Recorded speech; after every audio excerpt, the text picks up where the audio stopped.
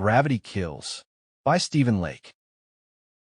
The captain of the cargo freighter Destiny Victorious sat quietly in his chair on the bridge of his starship and watched the gentle swirl of stars on the main viewer as they traveled along at warp, as they brought along with them a much-needed cargo of resources and supplies for a needy colony.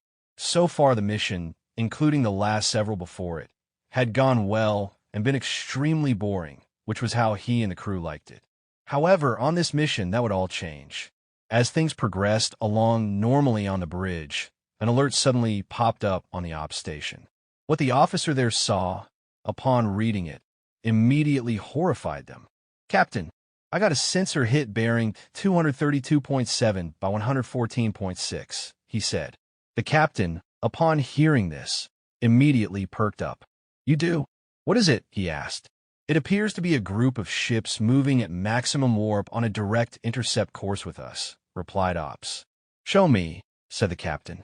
Obeying orders, the Ops officer quickly brought up his sensor image on the ship's main display. However, as soon as it appeared, the captain swore. "Oh, it's those pirates again. Helm, maximum warp. Punch it. Engineering. Give him as much power as you can spare," he barked. "Aye," came the combined replies. The Ops officer turned and looked at the captain in wide-eyed confusion. "Sir, how can you be sure those are pirates?" he asked. The captain looked at the Ops officer and said, "It's the ships they have with them. You don't fly a formation like that unless you're either hunting pirates or you are them. Since they're trying to run us down in the middle of nowhere, it means that they're almost certainly not pirate hunters. If they were, they'd be trying to stay out of our lane rather than chasing us down like they are." Tactical swore. "Oh, that just ruined my day. All right, prepping defenses. Sir, all guns and consumables are standing by. But I'll hold off on warming them up for now, so the engines have all the power they need," he says. The captain nodded. "Good. Please do. Ops, contact regional security forces and let them know that we have pirates rapidly closing on us from behind," he said. "Aye, sir," replied Ops. However, after a moment, they replied, "Sir, I'm unable to contact anyone presently. It looks like we're being actively jammed and no signals are getting out." "Well, I think we can rule out them being pirate hunters," said Tactical. The captain frowned. "Yeah, it looks that way," he muttered. The bridge crew then watched as the pursuing ships slowly closed on them from behind, bit by bit, as the distance between them grew steadily smaller. "How long until we reach friendly territory?" asked the captain. 2 hours, 17 minutes. "However, the pirates will be within striking distance in 19 minutes, sir," said Ops. "Looks like we're not going to be able to outrun them this time," said Tactical. The captain frowned at this. "Yeah, which means we're going to have to fight them off ourselves if we want to keep our ship and cargo," he said. The tactical officer sighed heavily at this. "Us against all that firepower? You overestimate our ability to defend ourselves," he said. "I know, and I realize that we're in a no-win situation here. But we have to get this cargo to the colonists, or a lot of people will die. So I need ideas on how to win this, and fast," said the captain. Just then the chief engineer perked up. "Sir, how good are we at fighting inside of a strong gravity well?" he asked. The captain turned around and looked at the engineer curiously. "Not terribly great, but we have done some difficult resupply missions near a number of singularities before, so we know how to operate in those conditions." "Why do you ask?" he said. The engineer grinned. "Because we're carrying gravimetric bombs," he replied. The tactical officer looked at him in curiosity. "What good are gravimetric bombs against a fleet like that? If we shoot them with those ships, they'll just get picked off before they can detonate," he said. The engineer grinned again. "What if our intended target wasn't their fleet?" he asked. The captain and the tactical officer pondered this for several moments before suddenly realizing what the engineer was suggesting. "Are you considering using them to create an artificial singularity?" asked the tactical officer. "Aye, and with enough of those bombs, we can make a right proper temporary singularity we can use to even the odds," said the engineer. "But how does a singularity help us?" asked the captain.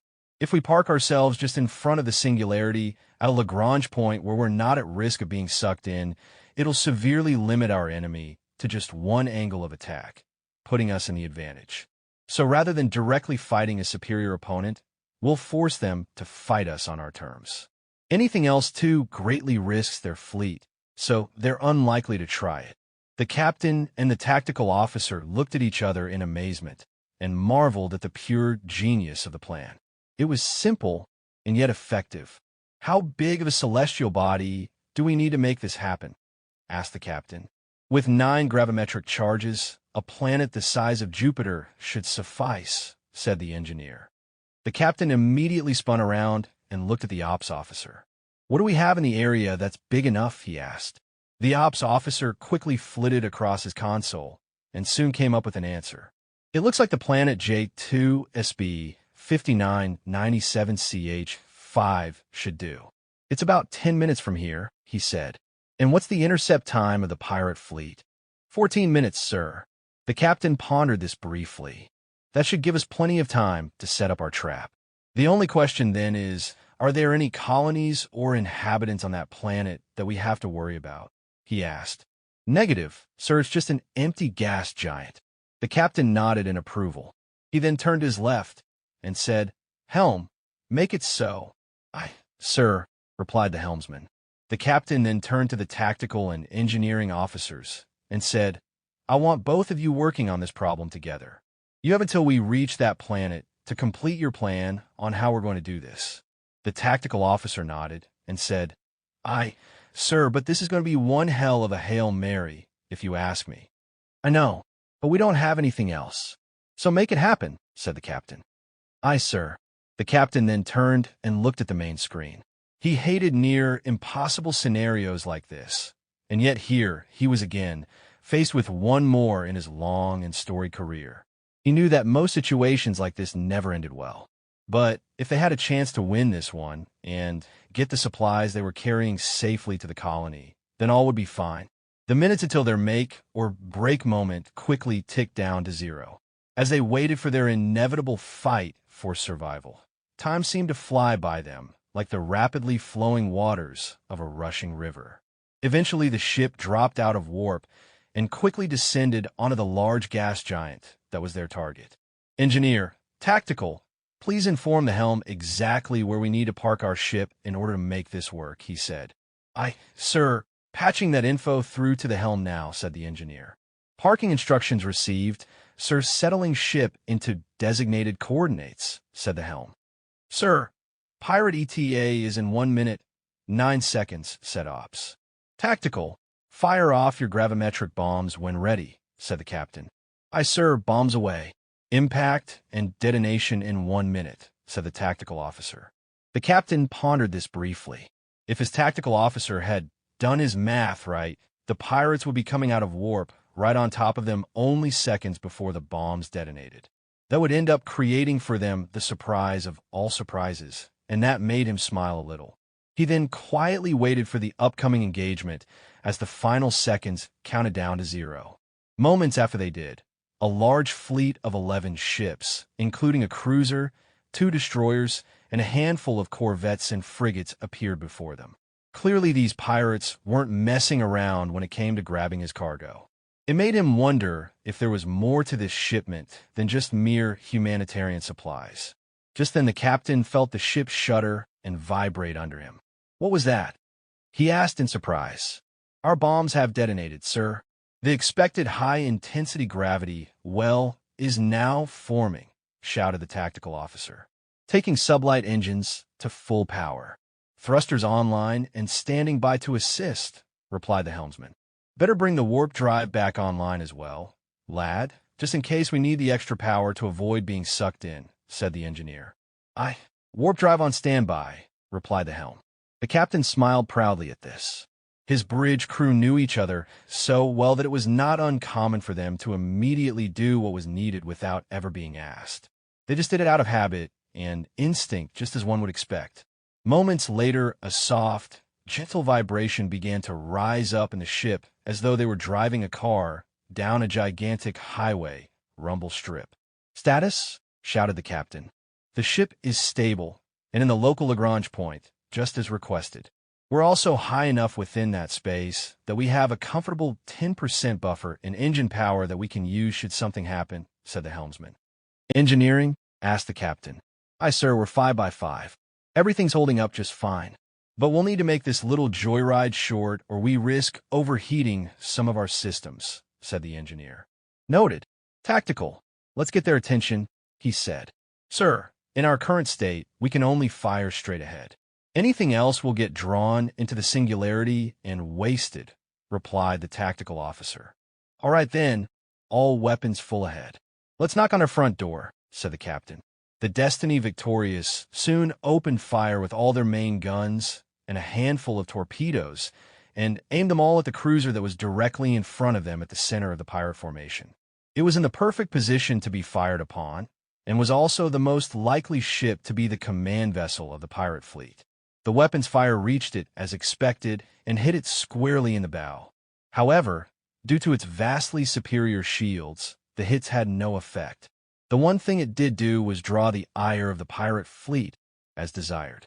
Immediately, 2 of the pirate frigates broke off from a main formation and rolled to starboard, intending to get around the Destiny Victorious and flank her from behind.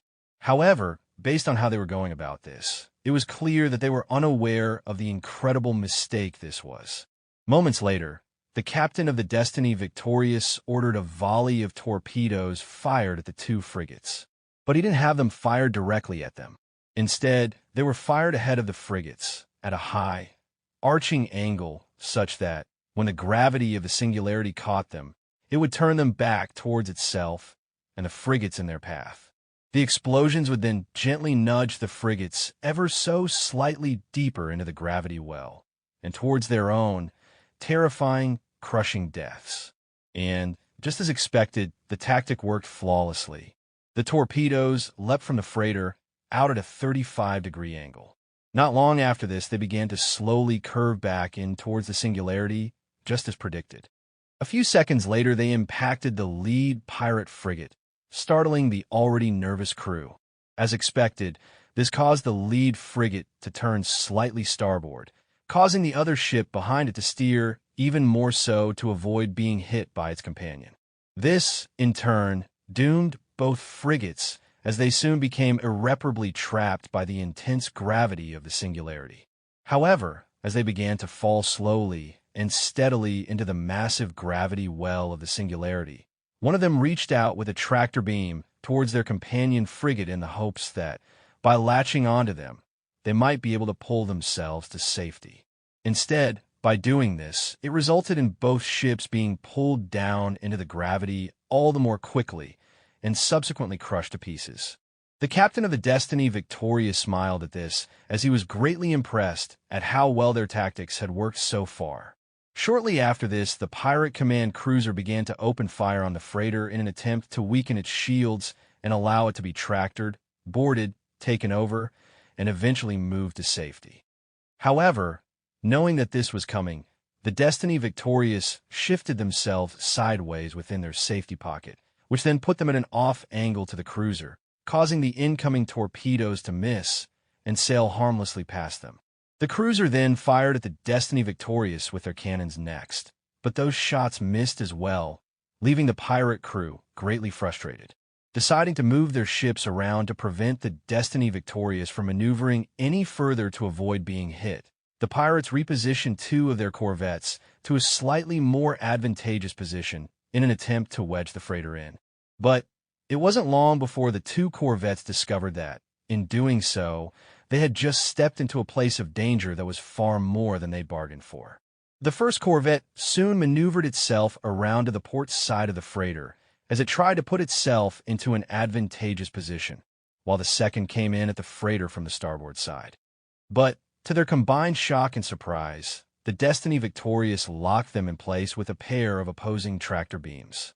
They then pounded the corvettes on both sides of them mercilessly until they lost engine power and tumbled away helplessly into the singularity. This then forced the pirate cruiser to open its shields so that it could launch fighters. However, by doing this, they had committed a fatal mistake. "Tactical, target that fighter bay with torpedoes, full spread," shouted the captain. Upon receiving this order, the Destiny Victorious immediately opened fire with a powerful volley of torpedoes that crawled their way out of the gravity well of the singularity and marched with fierce determination towards the cruiser. Seeing this, the pirate cruiser quickly tried to close its shields. However, with fighters in process of being launched, the main tactical systems overrode this command and left the shields open to avoid any of its own fighters crashing into it. This allowed the approaching torpedoes from the Destiny Victorious to impact the fighter bay and detonate violently, ripping apart a large section of the nose in the process, while also creating a long string of secondary explosions that tore through the ship like tissue paper. After nearly a minute of continuously chaining explosions, the cruiser lost power, crumbled, and then was drawn in by the Singularity and destroyed.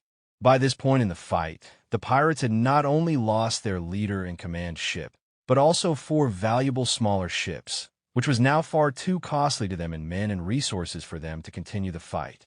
So, realizing that this battle was no longer worth the cost they were paying, the other ships of the pirate fleet soon turned, and then jumped out of the area. Not wanting to risk being attacked a second time by leaving too soon and deserting the protective cover that the Singularity provided them, the Destiny Victorious waited for nearly 20 minutes before finally abandoning their protective pocket and resuming their flight towards the colony. All right, it looks like we're finally clear. Helm, all ahead sublight. Get us clear of this Singularity, and then resume course for our original destination. Maximum warp, said the captain. Aye, sir, replied the helmsman happily. As the bridge crew began to slowly relax, with the danger of the pirates now safely behind them, the chief engineer looked over his console at the captain and smiled. That was some bloody genius tactics. Sir, thanks to you, we somehow survived, he said. The captain smiled and chuckled slightly at this. Agreed. But man, I sure hope we never have to do that again, he replied. The engineer laughed. I'm certain those pirates are thinking the same thing too right about now, he replied. The captain chuckled. I'm sure they are.